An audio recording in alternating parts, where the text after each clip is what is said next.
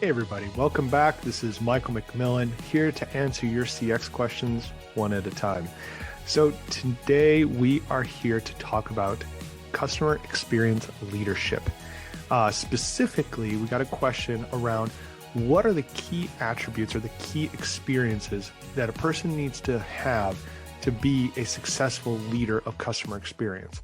I actually reached out to this person to make sure I understood their question because I wanted to be very specific, and they gave me great insight, which is they are striving to one day become a VP of Customer Experience, or even higher up to become a CXO, a Chief Experience Officer.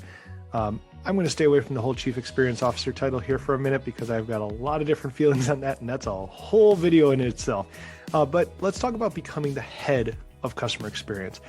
There is a lot that goes into becoming the head of customer experience. And the reason for that is because there's a lot that goes into customer experience. What so many organizations miss is that when you are putting in place a head of customer experience, you have to understand what you're getting yourself into. So many people misunderstand that the head of customer experience, they just think of, oh, well, they'll just run my call centers.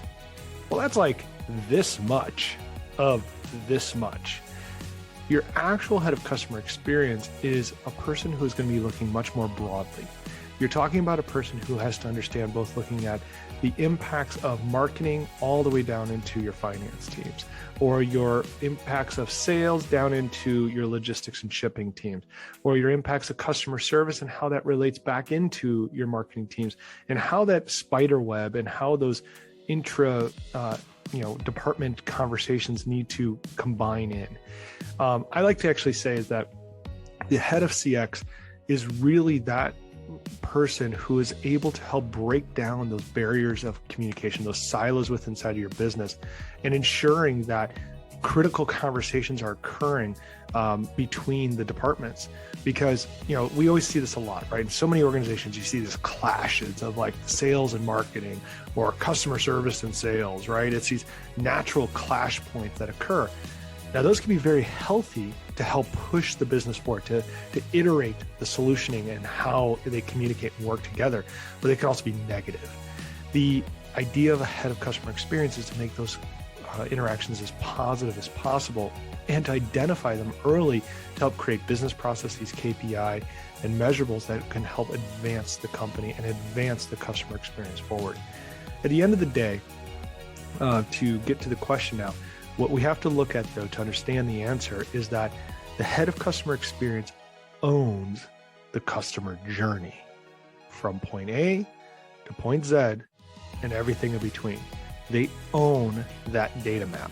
They own everything along that map and everything that interacts with it. It is not to say that they are managing all of the departments that touch it. They are instead managing the journey and ensuring the journey is being handled appropriately. And when things are not being handled appropriately, holding those teams accountable, so holding the leadership of those teams accountable to the missteps that they are doing.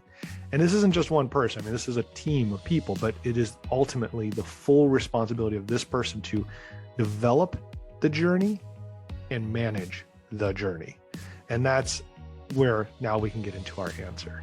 So the critical pieces to being a head of customer experience is diversity. And what I mean by that is not normal diversity. I mean this by a diversification of your experiences. If you have too much in one singular area, what you're going to find is just as I have, is that you're going to lean in on that area too much. And being the head of customer experience, you have to have a good broad knowledge of the entire journey and have good respect of every piece along the way. So when I first took over my first position of VP of Customer Experience was for a software company in San Diego.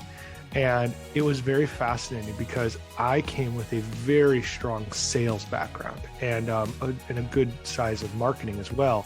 And then of course, because I came from the call center industry, I already had that customer experience side inside of me. The parts that I was missing was even though I am a software developer from my background and going to school, the engineering side of it was old. I had not done it in a long time. So though I understood the fundamentals, it was not something relevant and current in my repertoire. So I had to actually almost like relearn that piece to understand the product sides and all those pieces to tie that together. So when you're looking, what I would tell you is this, is if you're looking to achieve to that VP of Customer Experience role and head up that customer journey and own that, you need to make sure your experience is well-rounded across all the major departments and touch points along that journey. And I will tell you, the more specific you can get into an industry, the better. Because having now led this in multiple different organizations and multiple different types, this thing that I will tell you was one of the hardest was going from a services-based business into a product-based business with technology. That was a giant leap in my career. And I will tell you, that was a painstaking career move for me, just because I felt like I was relearning everything.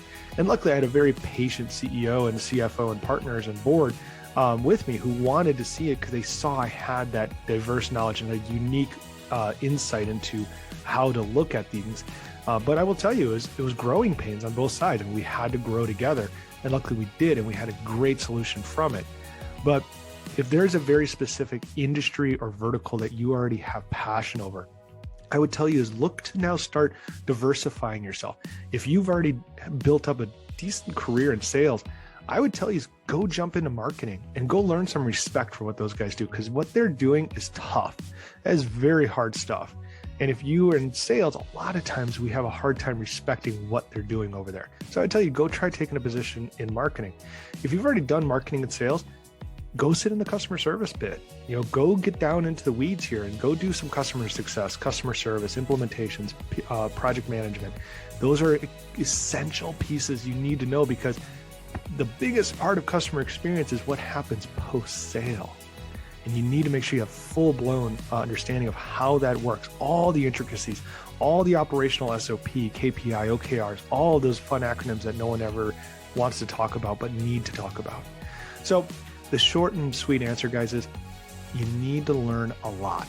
You're really going to have to make sure you spend a good amount of time in each individual critical department that ties up to customer experience. And until you do so, you really are going to find if you take on this role, you're going to really have a hard time, because you're going to have to be learning on the fly. Now, can it be done? Most definitely.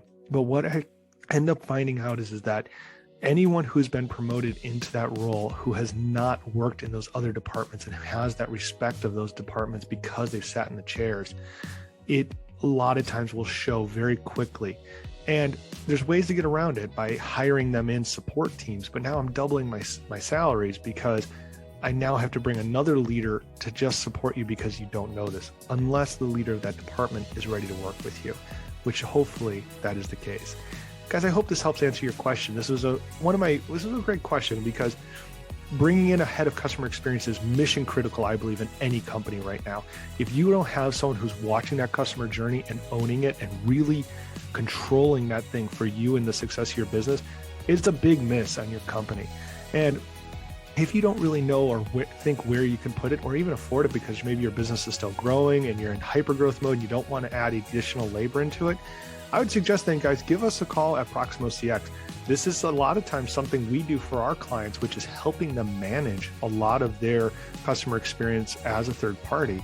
And then we will bring in sometimes some people from our consulting groups that we have a part of us, or we even sometimes, if it's aspects of it in a smaller team, we'll do it for you. So you can reach us guys there at proximocx.com. Loving these questions. Keep them coming, please. By all means, you guys, all you have to do is go to cxspeak.com. You'll see in there, it says Mike's Daily Videos. Please just click on that and you'll see submit a question to Michael. Loving the questions that are coming in. These are getting better and better by the day. We're starting to get into some pretty hard things, and I love this. Please keep it coming. And if there's ever any help we can be, please feel free to reach out.